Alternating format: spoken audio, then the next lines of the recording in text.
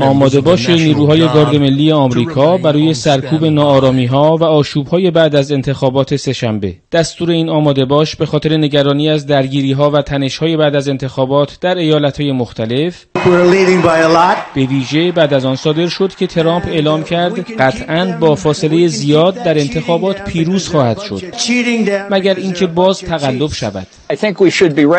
فکر می‌کنم باید آماده بشیم، چون ترامپ زودتر از اعلام نتایج رسمی اعلام پیروزی میکنه و اگه در انتخابات شکست بخوره نتیجه رو قبول نخواهد کرد.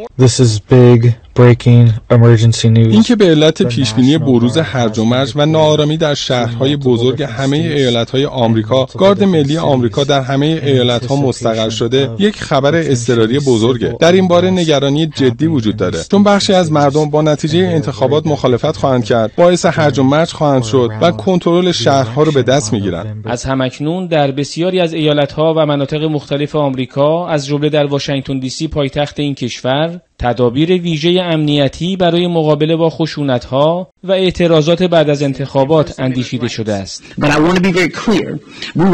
واضح بگویم ما هیچ گونه خشونتی را تحمل نخواهیم کرد. ما به هیچ وجه هیچ گونه شورش، تخریب اموال عمومی و هیچ رفتار غیرقانونی را تحمل نمی‌کنیم. متخلفان دستگیر و محاکمه خواهند شد. الان در سراسر ایالات متحده به خاطر نگرانی از امنیت صندوق‌های رای آماده باش وجود دارد. در جامعه دو قطبی شده آمریکا هم در روزهای اخیر حساسیت‌ها و نگرانی‌های طرفداران دو نامزد یعنی ترامپ و هریس تشدید شده است. من فکر می‌کنم ترامپ برنده میشه، البته اگه رأی‌ها رو ندزدن.